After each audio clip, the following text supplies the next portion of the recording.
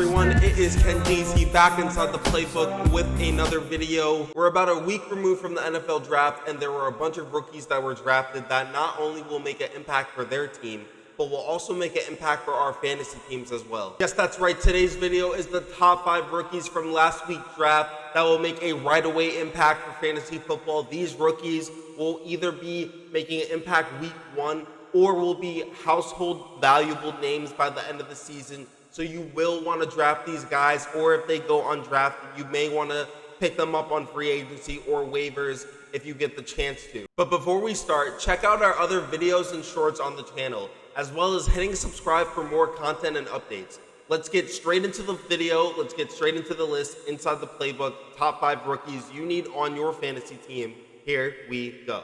Okay, guys, here we go. The top 5 rookies to make a right-away impact in fantasy football. We're actually going to begin here with the honorable mention. We have Sky Moore, the second-round wide receiver drafted out of Western Michigan to the Kansas City Chiefs. Now, this is still Patrick Mahomes and Andy Reid, but replacing Tyreek Hill is going to be a massive, massive problem. They're going to have to replace approximately 1,100 yards and about 10 to 15 touchdowns. That's about his average production. Travis Kelce still being on the field helps the other weapons, but we have mixed reviews of the other weapons. Now we have Juju Smith-Schuster, MVS, Marquez Valdez-Scantling, and Mecole Hardman. Now, depending on what you think about that talent and what you think about Juju, you know, he's coming off an injury. Mecole Hardman has not really panned out as the second target as they wanted him to be. So I'm predicting that Sky Moore is going to have a lot of opportunity. They spent a lot of draft capital on him. He's going to have a lot of opportunity. He's going to run a lot of routes. Maybe he emerges as Patrick Mahomes' new favorite target, or the second target behind Juju Smith-Schuster that they drafted Mecole Hardman to be a couple of years ago. And I'm actually predicting that Sky Moore will accumulate over 800 receiving yards, and maybe Patrick Mahomes will have a new target by the end of the season and a new fantasy darling by the end of the season. The sky is the limit. Expect more from Mr. Sky. Okay, kicking off our actual list at number 5, we have the Jets' new wide receiver, Garrett Wilson. Now, he could be number 3 in front of the next 2 players on this list. It's just there's a lot of confusion with the Jets' offense, starting with quarterback play. How is Wilson's QB play going to affect these wide receivers? You know, is Zach Wilson going to take a next step? Are the Jets going to allow him to take the next step? Are they going to allow him to pass more, or are they going to commit to the run with Breece Hall and Michael Carter? Next, the wide receiver room is very confusing. You know, Elijah Moore, as of last season, was the most talented. Braxton Berrios developing a lot of chemistry with Zach Wilson in the slot. Corey Davis isn't great, but he's still there, and now they bring in Garrett Wilson. Who is going to play? Who is going to be Zach Wilson's favorite target? Who is going to develop the chemistry? Again, do they even commit to a passing attack? There are so many questions with this Jets offense, but Garrett Wilson should be on your radar. He's a very talented receiver, and opposite Elijah Moore, he could be a very good fantasy asset. At number 4, we have New Orleans Saints wide receiver Chris Olave. Now, Chris Olave is a 6-foot slot receiver with big play ability. He's going to get down the field opposite of Michael Thomas. Now, if Michael Thomas is not ready to go for the beginning of the season, maybe hinder your expectations. But opposite of Michael Thomas, Chris Olave should not receive a lot of double teams, not a lot of attention, and he should be a great option for the Saints. Another piece to Chris Olave, Alvin Kamara is probably going to be facing a suspension for the beginning of the season. That makes Chris Olave a great clear-cut second option in terms of the passing attack, but Chris Olave will get downgraded when Alvin Kamara comes back from a probable suspension. Last year for the Saints, Marquez Callaway was the best receiver in terms of yardage, 698 yards in all 17 games. So Chris Olave, they definitely need help at the receiver position. This could be a massive grab or sell high when Alvin Kamara returns. If you would like to trade him in the middle of the season, go ahead. But I still believe that Chris Olave can make an impact on the field. He's going to be a great pickup. And yeah, Saints fans, you got one.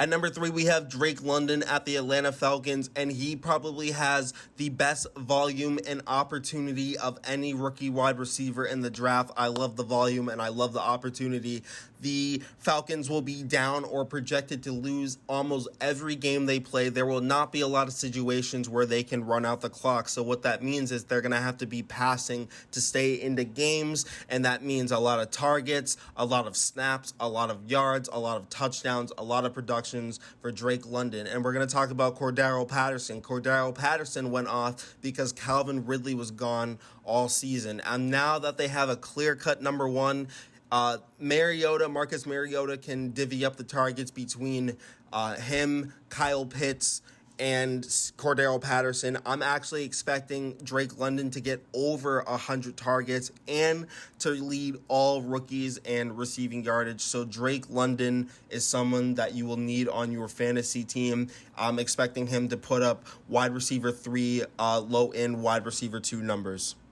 At number 2, we have Treylon Burks of the Tennessee Titans, and I know we just said Drake London has the best volume and opportunity of any rookie wide receiver, but Treylon Burks of the Tennessee Titans is in the best situation because if you remember, the Titans traded for Robert Woods in the offseason, and Robert Woods is still recovering from that torn ACL, and if Woods is not ready to go for the beginning of the season, then Burks will be the clear-cut A.J. Brown replacement. Now, Treylon Burks is not A.J. Brown. Maybe he is. We have to see what he looks like. But the team felt confident enough to move off the Pro Bowl wide receiver to believe in this kid, so he's going to get all the opportunity. I believe in the Tennessee Titans schedule. I like their 2 games against Houston and Jacksonville, a game against the Commanders, and a game against the Giants. That is at least 6 favorable matchups for Treylon Burks. Even if Robert Woods is there, both of those receivers could go off. They could eat. Treylon Burks has a lot of opportunity to play off of Derrick Henry. That, it's a run-oriented offense. They're going to play behind Derrick Henry,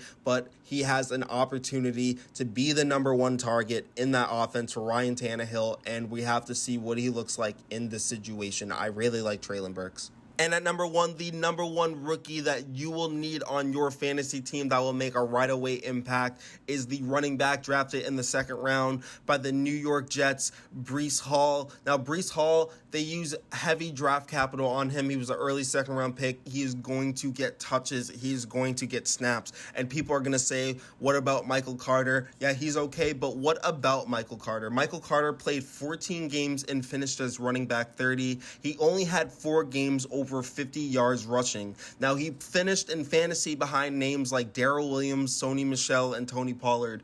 And Michael Carter is really not that special, guys. I'm expecting Breece Hall to come in and actually take over the workload. You might see a 50-55 workload split with Michael Carter leading, but once Breece Hall gets the playbook down, I'm expecting Breece Hall to maybe get 65-70% of the workload.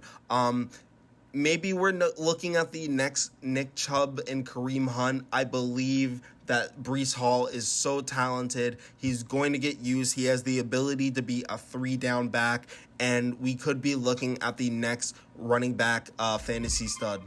Okay, guys, so there it is. There's the list. Those are the top 5 rookies that you will need for your fantasy lineup in 2022.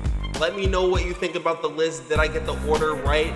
Did I forget anybody? There's a lot of talent that I had to leave off the list. There's a lot of people that could end up surprising us. As always, stay updated with the channel by subscribing for all content and videos, updates, and more. You can always follow me on Twitter for more sports and entertainment updates, as well as talk sports and entertainment live with me on twitch.com. All those links are available in the description.